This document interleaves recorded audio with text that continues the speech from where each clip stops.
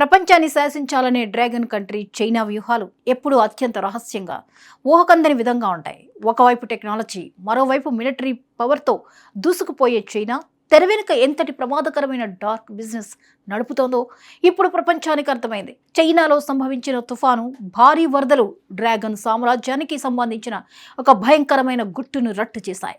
గ్వాంగ్సీ ప్రావిన్స్లోని హెన్జౌ ప్రాంతంలో ఒక భారీ రీసెర్చ్ ఫామ్ నుంచి ఒక్కసారిగా 900కు పైగా అత్యంత విషపూరితమైన కింగ్ కోబ్రాలు, వైపర్లు వరద నీటిలోకి వచ్చి చేరాయి. దాంతో ఆ ప్రాంతమంతా సర్ప సామ్రాజ్యంగా మారిపోయింది. అసలు చైనా అంత పెద్ద సంఖ్యలో విష సర్పాలను ఒకే చోట ఎందుకు పెంచుతోంది?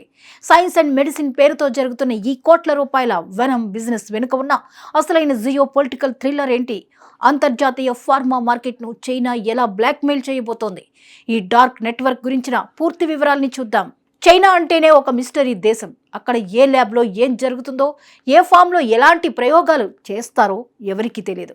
కానీ తాజాగా గ్వాంగ్సీ ప్రాంతంలో జరిగిన ప్రమాదం చైనా సర్ప సామ్రాజ్యాన్ని ప్రపంచం ముందుకు తెచ్చింది. హెన్జౌలో భారీ వర్షాల కారణంగా ఒక పాముల పెంపక కేంద్రం రక్షణ గోడలు బద్దలయ్యాయి. దాంతో సుమారు 900కు పైగా అత్యంత విషపూరితమైన పాములు ఒకేసారి జనావాసాల్లోకి చేరాయి. వీధుల్లో వరద నీటిలో కింగ్ కోబ్రాలు కొట్టుకొస్తున్న దృశ్యాలు చూసి స్థానిక ప్రజలు వణికిపోతున్నారు. అధికారులు ఆర్మీని రంగంలోకి దించి ప్రజలను అప్రమత్తం చేశారు. అయితే ఇది కేవలం ఒక ప్రకృతి వైపరీత్యం వల్ల జరిగిన ప్రమాదం మాత్రమే కాదు.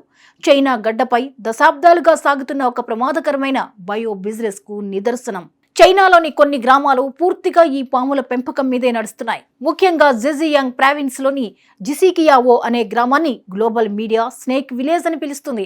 ఇక్కడి ప్రజలకు పాముల్ని పెంచడం ఒక కుటీర పరిశ్రమ లాంటిది. ఒక్కో ఇంట్లో సుమారు 30,000కు పైగా పాములను ల్యాబ్ తరహా వాతావరణంలో పెంచుతారు. ఇక్కడ కేవలం సాధారణ పాములు మాత్రమే కాదు, ప్రపంచంలోనే అత్యంత ప్రమాదకరమైన కోబ్రాలు, వైపర్లు, క్రైట్లు, కొండ చిలువలను సేకరించి మరీ బ్రీడింగ్ చేస్తారు. ఈ స్నేక్ విలేజ్ నుంచి ఏటా 100 కోట్ల రూపాయల వ్యాపారం అంతర్జాతీయ మార్కెట్లకు సరఫరా అవుతోంది. అసలు ఈ పాముల వ్యాపారం వెనుకున్న అసలు సీక్రెట్ ఏంటంటే అది పాము విషం. అంతర్జాతీయ మార్కెట్లో 1 లీటర్ పాము విషం ధర అక్షరాల 3.5 కోట్ల రూపాయల పైనే పలుకుతుంది. ప్రపంచవ్యాప్తంగా ఉండే ఫార్మాస్యూటికల్ కంపెనీలు, మెడికల్ రీసెర్చ్ ఇన్స్టిట్యూట్లకు ఈ విషయమే ముడిసరుకు. ప్రాణాలు కాపాడే యాంటీ వెనం మందుల తయారీకి, గుండె జబ్బులు, క్యాన్సర్ లాంటి ప్రాణాంతక వ్యాధుల పరిశోధనల కోసం ఈ విషయాన్ని చైనా నుంచే దిగుమతి చేసుకుంటారు.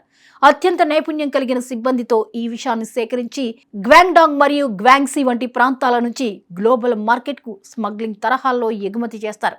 కేవలం విషయం మాత్రమే కాదు, చైనా సంప్రదాయ వైద్యం, లగ్జరీ లెదర్ ఉత్పత్తుల కోసం పాము చర్మానికి కూడా ఇంటర్నేషనల్ మార్కెట్లో భారీ డిమాండ్ ఉంది. వ్యాపారపరంగా ఇది కోట్ల రూపాయల లాభాలను తెచ్చిపెడుతున్నప్పటికీ జియో పొలిటికల్ పరంగా ఇది ఒక పెద్ద బయోలాజికల్ ముప్పుగా మారుతోంది.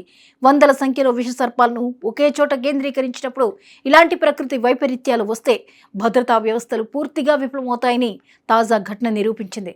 సరైన నిఘా, కఠినమైన అంతర్జాతీయ నియంత్రణలు లేకపోతే డ్రాగన్ కంట్రీ లాభాల కోసం ఆడుతున్న ఈ పాముల ఆట ఎప్పుడైనా ప్రపంచ మానవాళికే ఒక పెద్ద బయోలాజికల్ డిజాస్టర్గా మారే ప్రమాదం పొంచి ఉందని అంతర్జాతీయ నిపుణులు హెచ్చరిస్తున్నారు.